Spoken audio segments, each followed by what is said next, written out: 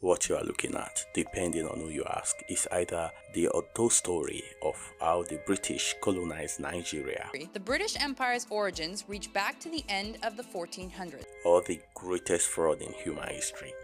A little over 100 years ago, the British Empire, Accused of being all of these things is the man who single-handedly sold Nigeria to the British government for £895,000 in 1899. From sending Chief Jaja of Opobo to exile for trying to export palm oil on his own to other European countries, to burning down communities that refused to trade with them. This is an aspect of colonial history I bet you've never heard of.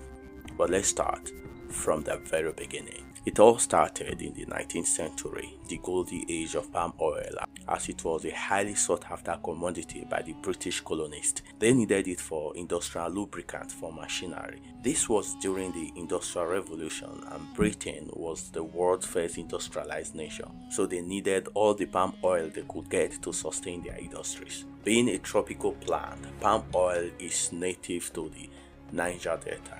So by 1817, palm oil trade had replaced slaves as the main export of the Niger Delta, the area that was once known as the Slave Coast. Initially, palm oil trade was uncoordinated, with natives selling to those who gave them the best deal. Prominent chiefs like former slave Jaja of Opobo became really wealthy because of the oil palm trade. Chief Jaja of Opobo's wealth came with great influence. There was a serious competition among the Europeans for who would get preferential access to the lucrative palm oil trade in Niger Delta. By 1879, George Goldie formed the United Africa Company, which was modeled on the former East India Company. With the formation of UAC, Goldie took control of the lower Niger River. By 1884, his company had 30 trading posts along the lower Niger. This monopoly gave the British colonists a strong hand against the French and Germans during the 1884 Berlin Conference, the conference in which the partition of Africa took place. So, the British colonies got the area that the UAC operated in included in their sphere of influence after the Berlin Conference. When the Brits got the terms they wanted from the Europeans, they began to deal with African chiefs. And within 2 years, Goldie had signed treaties with tribal chiefs along the Benue and Niger rivers, while also penetrating inland. But this move towards the inland contravened the verbal agreements that had been made to restrict the UAC activities to coastal region. So by 1886, the company changed its name to the National Africa Company and was granted a royal charter, that is, incorporated status. The charter authorized the company to administer the Niger Delta and all lands around the banks of the Benue and Niger rivers. After some time, the company was again renamed to the Royal Niger Company. By this time, the Royal Company had started monopolizing palm oil trade in the region. Negotiators from the company had pledged free trade in the region. These negotiators entered private contracts on their terms, and these contracts were often deceitful as they were written in English. Nobody ever translated them to the local chiefs, most of whom couldn't read and write them. And when these contracts, or should I say agreements, were signed by the chiefs, they were enforced by the British government. For instance, when Chief Jaja of Opobo tried to fight the monopoly of the Royal Niger Company and export palm oil on his own, he was forced into exile for what they describe as obstructing commerce. In his own territory, a foreign company sent him to exile for obstructing commerce. Well, he was eventually forgiven in 1891 and allowed to return home. But guess what? He died on his way back and was poisoned with a cup of tea. What the Royal Niger Company, or should I say British government, did to Jaja of Opobo made other native rulers look more closely at contract and trade deals to know what they were getting from the Royal Niger Company. For instance, when King Koko the 8th of Nembe Kingdom ascended the throne in 1889 after being a Christian school teacher, he faced serious encroachment on his territory by the Royal Nigeria Company. I mean, it was as if the company wanted to determine how he rules his kingdom. King Koko the 8th was exposed, well read, and understood the shenanigans of the Royal Nigeria Company and was determined to fight them. One thing Koko Menge the head so much resented about the Royal Niger Company was the monopoly they enjoyed. So he decided to seek out more favorable trading terms with other European powers, especially the Germans in Cameroon. This was when trouble began.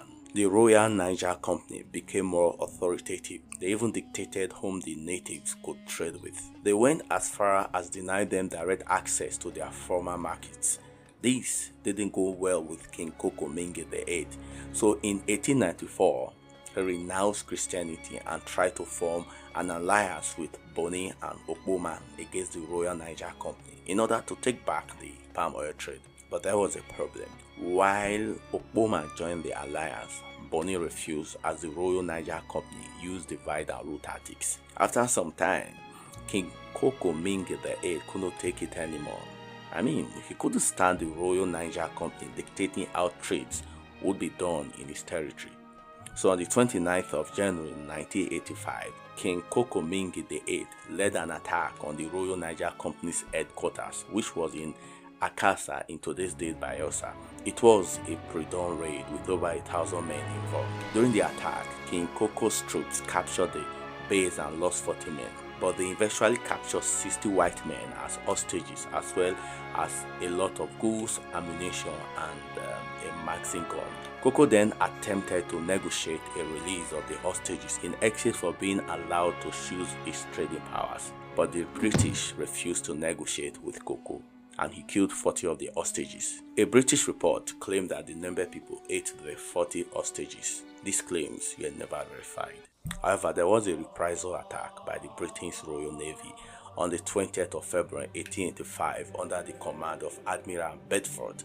The naval troop attacked Brass and burned it to the ground. Many Nembe people died, and smallpox finished off a lot of others. April 1895, the palm oil business had returned to normal. Normal being the conditions that the British wanted, and of course, King Koko Menge VIII was on the run.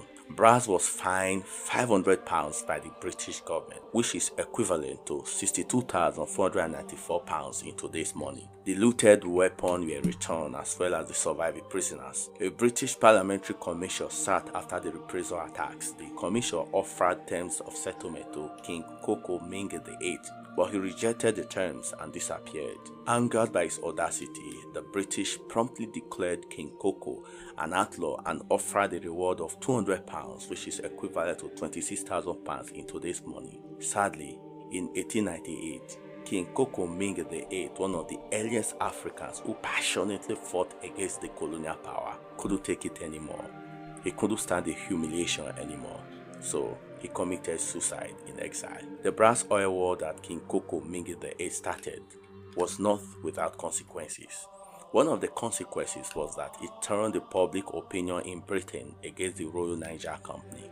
As a result of this, the company's charter, that is its incorporation status, was revoked in 1899. Following the revoking of his company's charter, George Goldie didn't have any other option but to sell the company and its holding to the British government for £865,000 in 1899. This became the amount Britain paid to buy the territory that was later named Nigeria. What do you think about this story? Was King Koko Menge VIII's struggle worth it? Kindly share your thoughts in the comment below. Thank you.